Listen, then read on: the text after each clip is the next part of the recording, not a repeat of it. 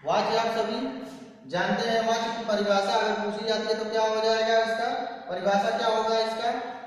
क्रिया का वह रूपांतर जिससे यह पता चले कि क्रिया का मुख्य विषय या मुख्य बिंदु कर्ता है, कर्म है या भाव। भाव यानी क्रिया का भाव, तो वहां वाच्य होता है। वाच्य आपके 3 प्रकार के होते हैं।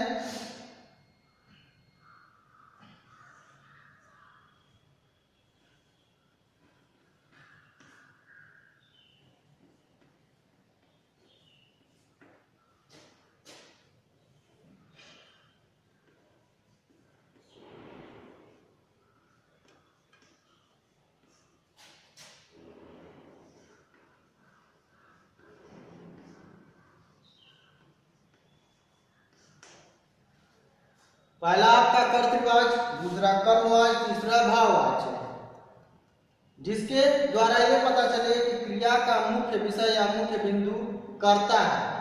यानी जिस वाक्य से आप पढ़ने के पश्चात ये पता चले कि क्रिया का मुख्य बिंदु कर्ता है, वह कर्तृवाच्य होगा। जैसे इसका उदाहरण हुआ राम रोटी खाता है।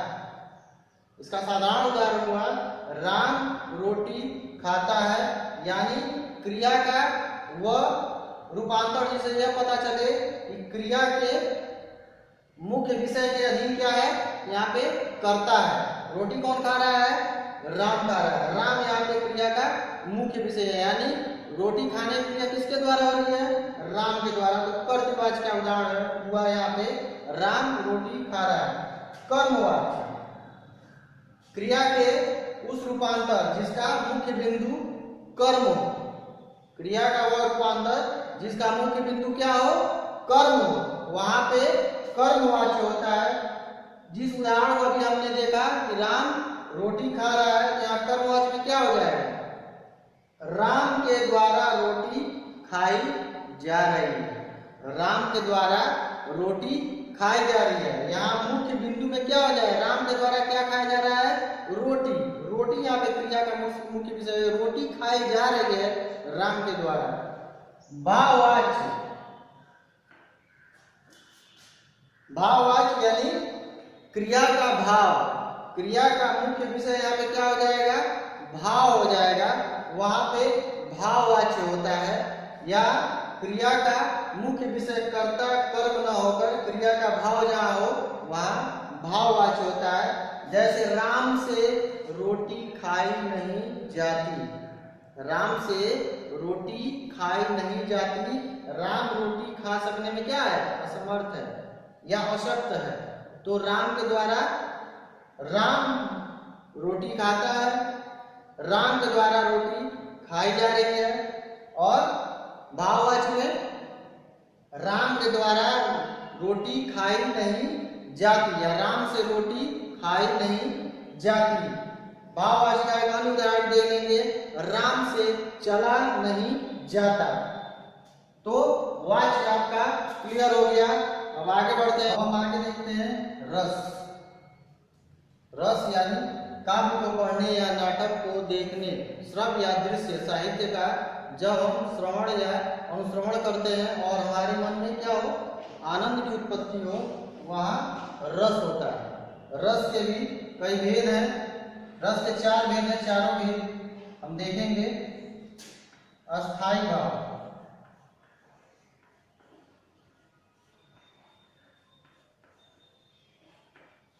दूसरा अस्थाई भाव। अस्थाई भाव के बारे में हम जान लेंगे। अस्थाई भाव जो होते हैं हमारे मन के मनोवैज्ञानिक विकार या भाव होते हैं जो सुषुप्तावस्था में होते हैं और उपयुक्त परिस्थितियां आने पर ये क्या हो जाते हैं? स्वतः प्रकट हो जाते हैं। इस प्रकार के मनोभाव उस प्रकार की परिस्थिति में प्रकट होते हैं, जैसे रति, क्रोध, उत्साह, शोक, निर्वेद। ये सब क्या है? अस्थाई भाव होते हैं। जो 9 रस होते हैं, 9 रस के 9 अस्थाई भाव होते हैं, जो उस परिस्थिति में आने पर, यानी परिस्थितियों के ऊपर ये निर्भर करता है कि हम अपनी आंखों से या कानों से क्या सुन रहे हैं और क्या देख रहे हैं। किस प्रकार के रस की उत्पत्ति हो रही है हमारे मन के भीतर और उसका अस्थाई भाव क्या है। हर रस का अपना अपना अलग अलग अस्थाई भाव होता है। दूसरा आपका रस का भेद हो जाएगा विभाव। दूसरा आपका विभाव। विभाव जो होता है वो हमारे अस्थाई भावों को क्या करते हैं, आधार प्रदान करते हैं, उन्हें प्रवर्तित करते हैं, अस्थाई भावों को स्थापित करते हैं। विभाव के दो भेद हैं, आलंबन और उद्दीपन। आलंबन यानी जिस पे वस्तु या विषय पर आलंबन के द्वारा हमारे मन में अस्थाई भाव या रस की उत्पत्ति होती है, वह आलंबन विभाव। और उद्दीपन यानी विषय के साथ उसकी जो परिस्थितियां हैं, उसके आसपास का जो वातावरण है, जो आलंबन यानी विषय के साथ संबंध रखते हैं, उनको देखकर हमारे मन में जिस रस की उत्पत्ति होती है या भावों की उत्पत्ति होती है, वहां पे उद्दीपन विभाव होता है। आलंबन विभाव में दो भेद हैं, आश्रय और विषय।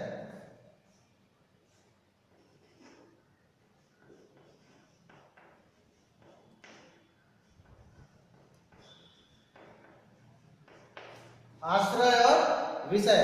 आश्रय नाम से यह स्पष्ट है, आश्रय वो होता है जो विषय को देखने के पश्चात या वस्तु या विषय को देखने के पश्चात जिसके मन में, यानी अगर मैं नाटक या कविता पढ़ रहा हूं या सुन रहा हूं या देख रहा हूं, तो मेरे मन में जिन भावों की उत्पत्ति होती है, जिस रस की निष्पत्ति होती है, तो मैं क्या हुआ, आश्रय हुआ। मैं क्या हुआ, आश्रय हुआ। आश्रय यानी जिसके अंदर भावों की उत्पत्ति हो या भावों का संचार हो, रस का संचार हो, वो आश्रय हो जाएगा। विषय क्या होता है, विषय यानी जो वस्तु या विषय जिसको रसास्वादन, जिसके रसास्वादन से हमारे मन के भीतर भावों की उत्पत्ति होती है, उस वस्तु या विषय को हम क्या कहेंगे, विषय। यानी जिसको देखने के पश्चात आश्रय के मन में, विषय उसको कहते हैं कि जिसको देखने या सुनने के पश्चात आश्रय यानी श्रोता या दर्शक के मन में भावों की उत्पत्ति होती है, उसे हम विषय कहेंगे। तीसरा आपका है अनुभव।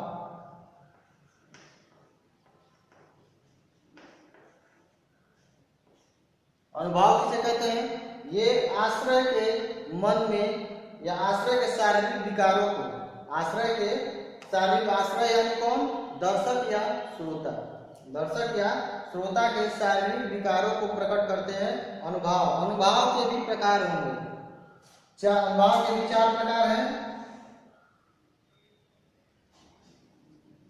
अनुभव के 4 भेद हो जाएंगे, सात्विक, कायिक, मानसिक, आहार। सात्विक जो होंगे आपके, सात्विक के भी आपके भेद है। स्तंभ यानी जिसमें शरीर का जड़ हो जाना, यानी श्रोता सुनते सुनते, पाठक देखते सुनते उसका शरीर क्या हो जाता है, शरीर का भाग शून्य पड़ जाना। स्तंभ, स्वर भंग, आवाज का न निकलना, ये ऐसे अनुभव हैं जो साहित्य या फिर नाटक को देखते या सुनते समय आश्रय के मन में या शारीरिक रूप से प्रकट होते हैं। कभी कभी भाववश भाव विभद हो जाते हैं दर्शक या श्रोतागण, उसमें सात्विक के भी अलग अलग भेद हैं, वो भी आपको देखने होंगे। स्तंभ, स्वर भंग, प्रलाप, अश्रु, वैवर्ण्य, ये सब क्या है, सात्विक के अंतर्गत आएंगे। कायिक जो होता है, कायिक से ही स्पष्ट है, काया।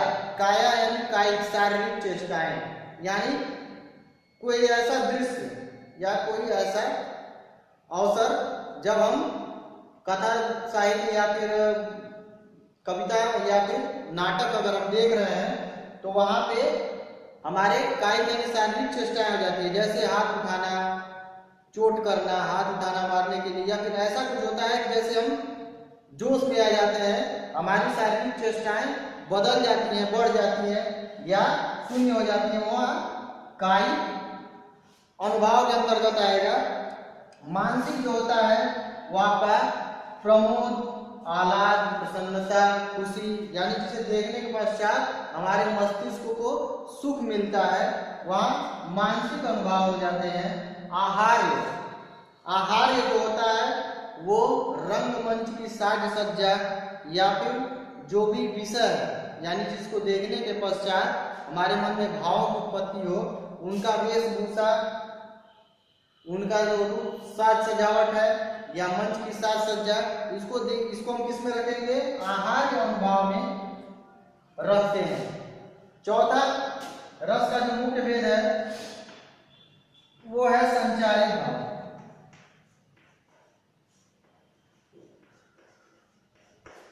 संचारी भाव, इनके नाम से यह स्पष्ट है, संचारी भाव, ये संचार करते हैं और रस को पुष्ट करके फिर चले जाते हैं। इनका नाम ही संचारी भाव है। इनकी कुल संख्या कितनी है? 33। अब हम आगे बढ़ते हैं। काव्य में शोभा बढ़ाने वाले तत्वों को हम क्या कहेंगे? यहाँ पे अलंकार कहेंगे। अलंकार के यहाँ पे दो भेद होंगे आपके।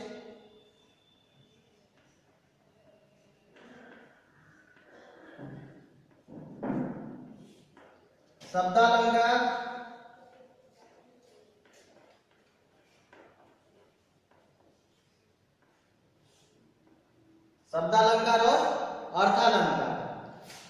शब्दालंकार शब्दों के प्रयोग से जहां चमत्कार उत्पन्न हो जाए या विशिष्टता आ जाए वहां शब्दालंकार, और जहां अर्थ के प्रयोग के द्वारा यानी अर्थों के द्वारा जहां पे चमत्कार या विशिष्टता उत्पन्न हो जाए वहां अर्थालंकार। इसके भी भेद है, आप देख लेंगे। शब्दालंकार में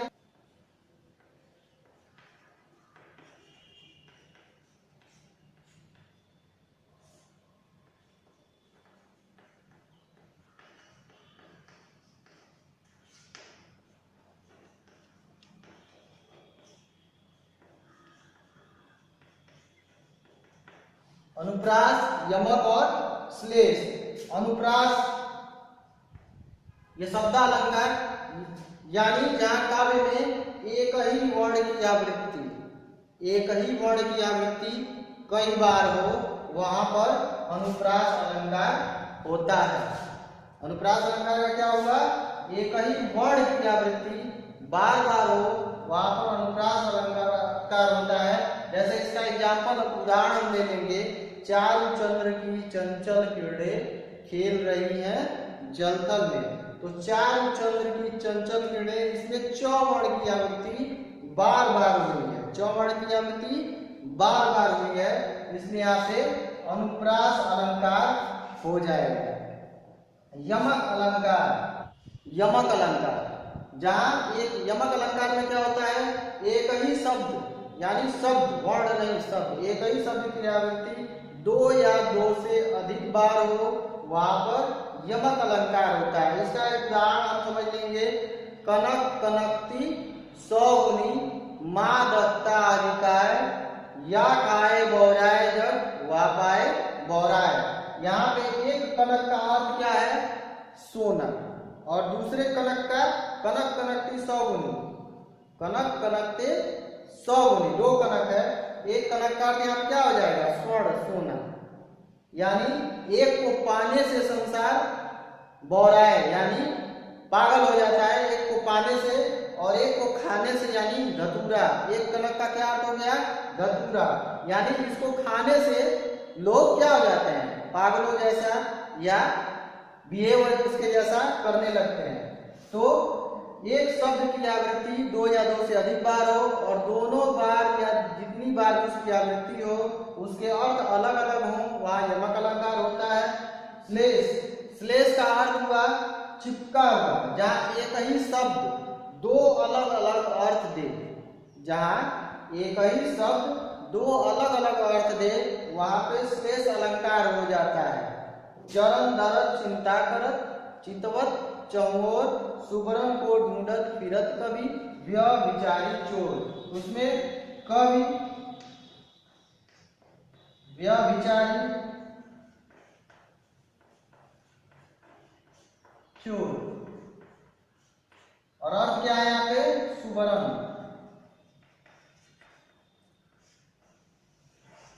सुबरन का इन तीनों के में अलग अलग, इन तीनों के सापेक्ष में तीनों का अलग अलग अर्थ होगा।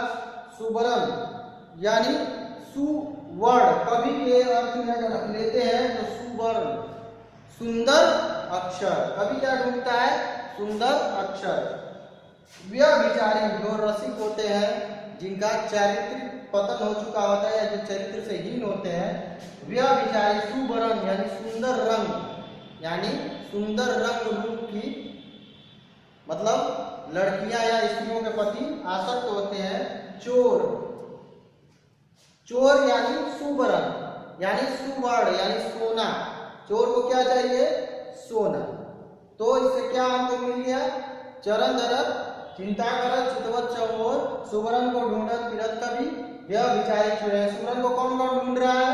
कवि के लिए सुंदर वर्ण, व्यभिचारी या चरित्रहीन के लिए सुंदर रंग की महिलाएं या स्त्रियां, और चोर के लिए सुवर्ण यानी सोना। तो ये शेष अलंकार यहाँ पे समाप्त हुआ। अब आगे हम अर्थालंकार पे चर्चा करेंगे। अर्थालंकार को देखेंगे। अर्थालंकार में भी कुछ अलंकार आपको मिलेंगे, जिसमें पहला है आपका उपमा। उपमा अलंकार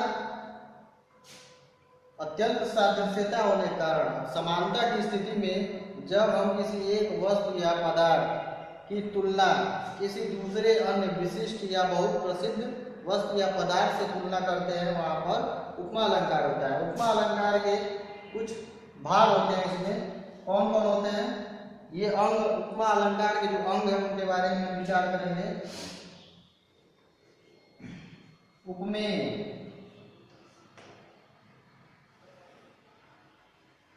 उपमान,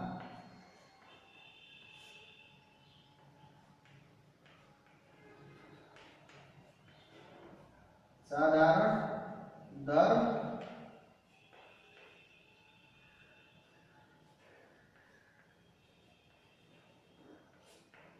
साधारण धर्म, वाचक, वाचक शब्द। तो उपमा के 4 अंग हो जाएंगे। इनसे उपमा अलंकार बनता है। उपमेय, उपमेय यानी उपमा करने के योग्य, यानी जिस वस्तु की उपमा हम दे रहे हैं उसको हम उपमेय कहते हैं। जिस वस्तु की उपमा हम देते हैं उसे हम क्या कहते हैं? उपमेय।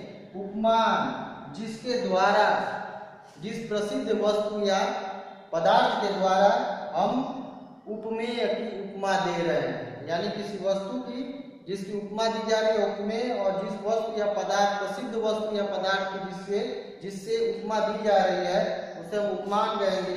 साधारण धर्म, यानी किसी सामान्य वस्तु या पदार्थ और किसी विशिष्ट या प्रसिद्ध वस्तु या पदार्थ जिसके द्वारा, जिस गुण के द्वारा हम एक सामान्य वस्तु या पदार्थ की उपमा देते हैं, उस गुण धर्म को हम साधारण धर्म के अंतर्गत रखेंगे।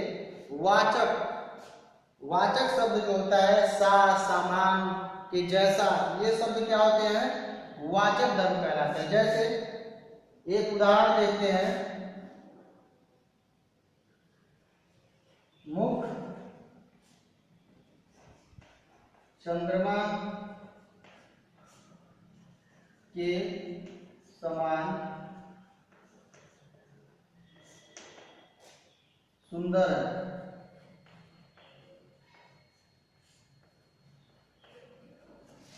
मुख चंद्रमा के समान सुंदर है। यहाँ पे मुख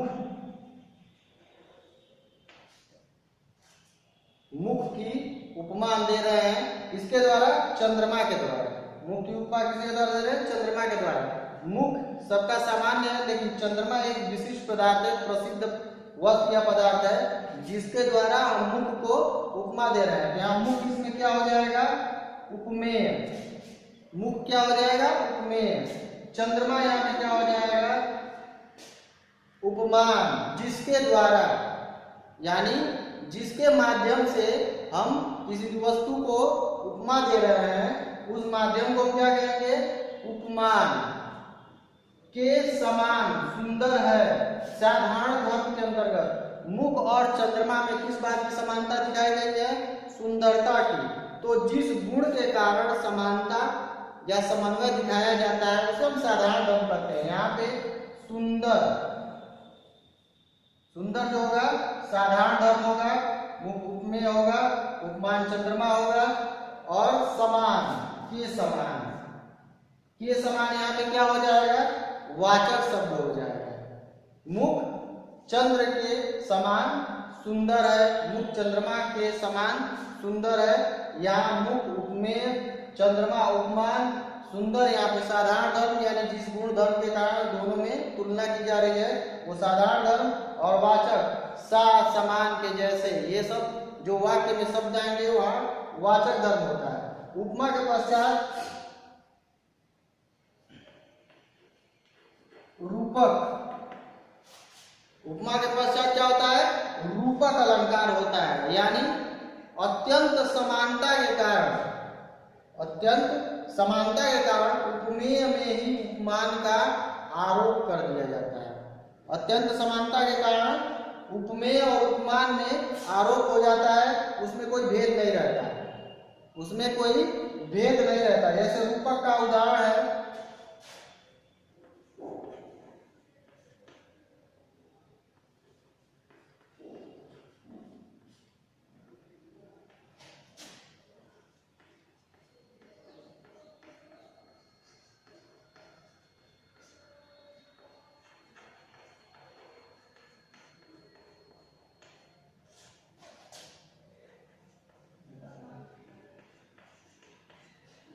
मैया में तो चंद्र खिलौना ले आओ, यहाँ चंद्र खिलौना, चंद्रमा के समान खिलौना नहीं, चंद्र खिलौना, यानी चंद्रमा रूपी खिलौना ही बच्चे को चाहिए खेलने के लिए, यानी उपमेय। उपमेय यहाँ पे क्या हो जाएगा, खिलौना। उपमान क्या होता है, प्रसिद्ध वस्तु उपमान हो जाती है, यानी चंद्र। तो चंद्र और खिलौने में यहाँ कोई अभेद नहीं है, चंद्र खिलौना लेना यानी चंद्रमा रूपी खिलौना ही उसको चाहिए, कुछ और नहीं चाहिए। तो यहाँ पे चंद्र और खिलौना एक दूसरे में समाहित हो गए हैं कि वहां पर वाचक धर्म या कुछ और किसी प्रकार का अभेद नहीं रह जाता है। यहाँ उपमेय और उपमान एक दूसरे में क्या है, जुड़े हुए होते हैं, यानी उपमेय में उपमान का आरोप कर दिया जाता है, वहां पर रूपक होता है। तीसरा आपका है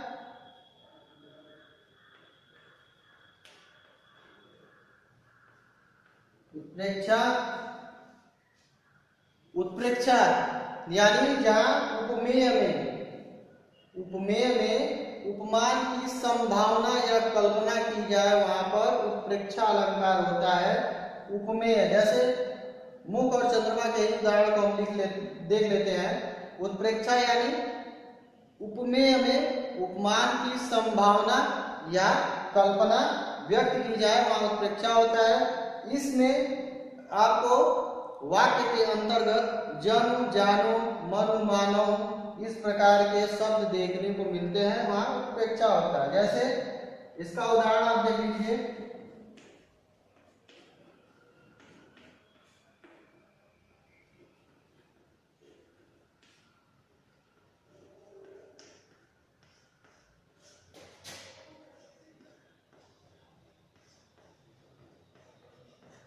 उत्प्रेक्षा का यह उदाहरण है, मुख मानो चंद्र, मुख मानो चंद्र है। मुख यहाँ पे क्या है, उपमेय है, और चंद्र यहाँ पे क्या है, उपमान है। तो मुख मानो चंद्र है, यानी क्या कहा जा रहा है इसमें कि चेहरा जैसे चंद्रमा ही है, यानी उसका चेहरा क्या है, जैसे मानो कि चंद्रमा है। यहाँ पे उपमेय में उपमान की संभावना या कल्पना व्यक्त की जा रही है, उसके चेहरे में चंद्रमा के होने की कल्पना की जा रही है, यानी उपमेय में उपमान के होने की कल्पना की जा रही है, वहां पर उत्प्रेक्षा अलंकार है। और वाचक शब्द के रूप में यहाँ पे मानो, ये आपको देखने को इस प्रकार के शब्द मिलेंगे, जनु जानो मनु मानो इस प्रकार के शब्द मिलेंगे, वहां पे उत्प्रेक्षा है। और उपमेय में उपमान की संभावना व्यक्त की जाए वहां उत्प्रेक्षा अलंकार होता है। इसके पश्चात आप आगे बढ़ेंगे तो आपके पाठ्यक्रम में मानवीकरण,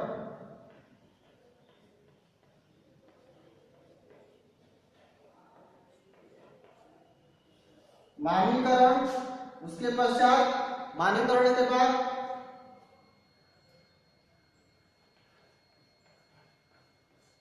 अतिशयोक्ति। मैंने कुछ प्रमुख अर्थ अलंकारों के उदाहरण आपके नाम बताए हैं। मानवीकरण, जिनमें प्रकृति में मानवीय गुणों का आरोप कर दिया जाए, वहां मानवीकरण अलंकार। अतिशयोक्ति यानी जहां किसी कथन को लोक सीमा से बढ़ा चढ़ाकर कहा जाए, जहां किसी कथन को लोक सीमा से परे यानी बढ़ा चढ़ाकर कहा जाए, वह अतिशयोक्ति अलंकार होता है।